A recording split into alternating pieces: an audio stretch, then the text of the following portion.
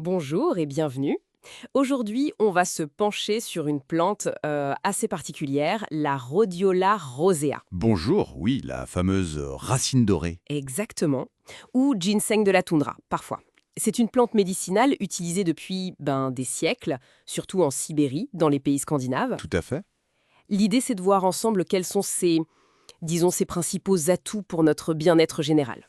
Alors, décortiquons ça un peu. Oui, alors la rhodiola, c'est ce qu'on appelle une plante adaptogène. Adaptogène, d'accord. Voilà, c'est un terme qui peut paraître un peu technique, mais l'idée derrière, elle est assez simple en fait. Ça veut dire qu'elle aide notre organisme à mieux s'adapter, à mieux résister aux différents stress. Ah oui, quel genre de stress? Le stress environnemental, le stress physique, ou même mental, quoi.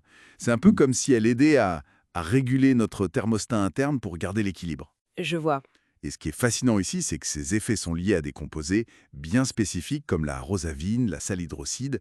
C'est ça qu'on étudie pour comprendre comment elle agit. D'accord. Et concrètement alors, qu'est-ce que ça donne comme bénéfice? On entend parler de pas mal de choses.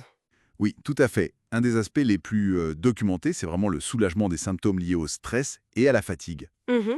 Vous savez, cette sensation d'épuisement, de faiblesse qu'on peut ressentir quand on traverse des périodes un peu intenses. Oui, je vois bien. Il y a aussi des indications assez nettes sur l'amélioration des performances physiques. Ah oui, pour les sportifs par exemple. Exactement. On parle d'une meilleure endurance, d'une plus grande résistance musculaire. Donc oui, ça peut être intéressant dans ce cadre-là. Voilà où ça devient vraiment intéressant. Cette double action physique et mentale. Et sur le plan cognitif alors? Bing. La tête, quoi. Alors ça, c'est un autre point clé. La rhodiola semble soutenir le système nerveux central, de plusieurs façons d'ailleurs. C'est-à-dire. On la cite souvent pour aider à améliorer la concentration, la mémoire, mais ça va même un peu plus loin. Ah bon? Oui, on parle de propriétés neuroprotectrices. En gros, ça veut dire qu'elle pourrait aider à protéger nos cellules nerveuses contre certains dommages, Comment ça marche ça? principalement via une action antioxydante. Elle aide à lutter contre ce qu'on appelle le stress oxydatif. C'est un peu comme un bouclier pour nos neurones, si vous voulez. D'accord, je vois, un mécanisme de protection. Et pour l'humeur, l'équilibre émotionnel, est-ce qu'elle a un rôle à jouer? C'est une piste sérieuse, oui.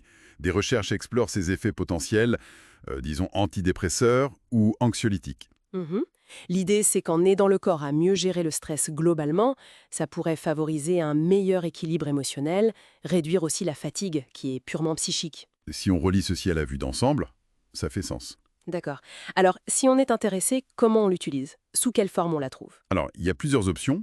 La manière traditionnelle, c'est la tisane. Avec la racine? Oui, à partir de la racine séchée ou de la poudre. Pour ça, le dosage qu'on voit souvent suggéré, c'est autour de 350 à 550 mg par jour. D'accord. Parfois, c'est conseillé en cure, par exemple une semaine de prise, une semaine de pause. Et un conseil important, plutôt le matin. Ah oui, pourquoi le matin? Pour éviter qu'elle ait un effet un peu stimulant le soir et qu'elle perturbe le sommeil. C'est une précaution. Logique. Et pour ceux qui préfèrent quelque chose de, disons, plus pratique, plus standardisé? Alors là, oui, on la trouve très facilement en complément alimentaire. Des gélules, des comprimés. Mhm. Les dosages varient, ça peut aller de 100 à 700 mg, parfois plus, ça dépend des extraits. On trouve aussi des extraits liquides. Et là, on suit les indications sur la boîte, j'imagine. Exactement. C'est vraiment essentiel de bien lire et suivre les recommandations du fabricant parce que la concentration en principes actifs, ça peut vraiment changer d'un produit à l'autre. Les effets dont on a parlé, j'imagine qu'il y a des précautions à prendre, des contre-indications. Oui, absolument. Comme pour toute substance active, il faut être prudent. Déjà, elle est généralement déconseillée aux femmes enceintes ou qui allaitent. Par manque de données, c'est ça. Voilà, par précaution, faute d'études suffisantes. Évidemment, si on sait qu'on est hypersensible, on évite. Bien sûr. Et puis, point important, si on a des troubles psychiques connus, diagnostiqués, comme un trouble bipolaire par exemple, ou une dépression suivie, il faut vraiment demander un avis médical avant. Pourquoi donc? Parce que son action sur le système nerveux pourrait potentiellement interférer avec certains états ou traitements. Donc prudence. Et les interactions avec d'autres choses, d'autres médicaments, d'autres plantes? Oui, c'est une autre vigilance à avoir. La rhodiola pourrait, en théorie, augmenter les effets d'autres psychostimulants, Ah, d'accord. que ce soit d'autres plantes ou des médicaments. Donc si on prend déjà quelque chose qui agit sur le système nerveux, ou même d'autres compléments stimulants, c'est crucial d'en parler à son médecin ou pharmacien avant d'ajouter la rhodiola. D'accord, c'est noté. Bon, alors qu'est-ce que tout cela signifie?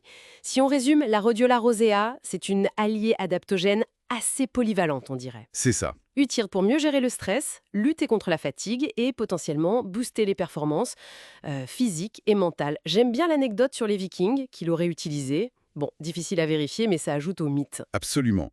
Et vous savez, ça amène à une réflexion intéressante sur la valeur des savoirs traditionnels. Ah oui, Il y a un vieux dicton parfois attribué aux Inuits qui disait en substance que celui qui buvait de la rhodiola tous les jours pourrait vivre très vieux. Certains disent même passer le cap des 100 ans.